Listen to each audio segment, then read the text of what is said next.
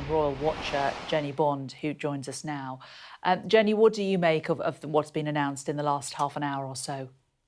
Well, I have just walked into the house and heard this news, and I am pretty astonished, I have to say. This is the strongest action against a member of the royal family that I know of.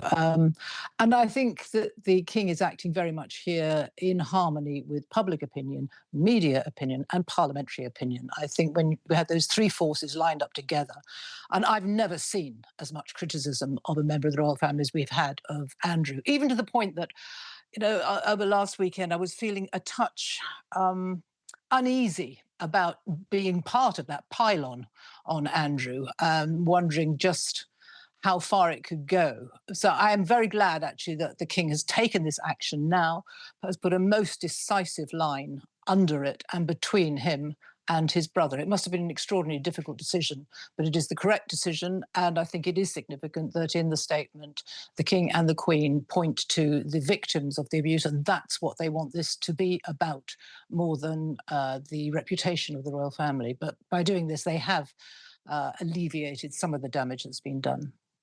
And placing the victims centre is something that Prince Andrew seemed unable to do himself. There was very little contrition of his friendship with Epstein in all of those interviews that he gave and the comments that he made on the subject. Time and again, yes, he's had the opportunity to express sympathy, had the opportunity to do something, as he did say in the Newsnight interview he would. I know that as part of the settlement there was a donation, a hefty donation, I think, to Virginia Giuffre's charity, her foundation. But nevertheless, he should have done more, and he certainly has paid the price. It's extraordinary to think that he's no longer going to be a prince, and that's going to hurt him. He's a man who believes very highly in the trappings of royalty, has enjoyed the trappings of royalty, and is very hot on status. And I'm afraid his arrogance has just brought him down. And he is utterly disgraced now. And I can't see, can you see how the family will ever welcome him back to any events? I really don't know. It will be a long time, I think, before we see him with other members of the family. And I imagine he is very bitter. The mention of the arrogance being part of his downfall, that is clear, isn't it, in terms of the fact that I think people are often able to forgive people who've made mistakes if there is contrition, but there didn't appear to be a great deal of contrition there. No, there has been none, and he has had the opportunity to do that. He's been holed up in Royal Lodge for so long now that we haven't heard much from him at all or seen him very much. So it's difficult to know what's been going on. And we understand that his wife, Sarah Ferguson, has been utterly distraught by this because she too has been brought down by this. You just can't have two people like this, proven liars, as senior members of the royal family, or really any part of the royal family. I suppose they always will be part of the family, but how close that family can ever be again, I don't know. I think William will be very relieved by this. I don't know exactly what part he's been playing in it, but I think he has been pushing for decisive action in a monarchy that he is going to be taking over and which he wants to be proud of.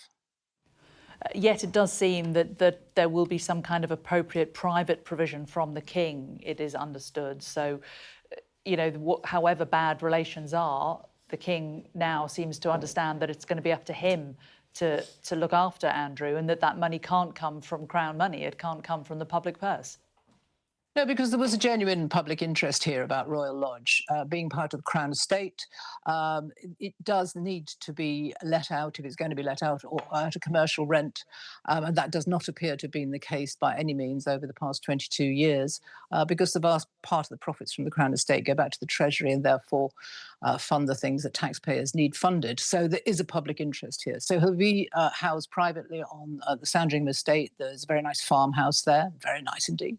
He'll probably be there, I should think. It's not very far from Sandringham House itself. And maybe in the fullness of time, he will be invited to join the family for very, very private gatherings such as Christmas. I don't know. This is uncharted territory. And what about Sarah Ferguson and the children, Beatrice and Eugenie? Well, For the girls, as they're known amongst the royals, it seems clear. Well, it is stated that they will keep their titles. It is a very close family.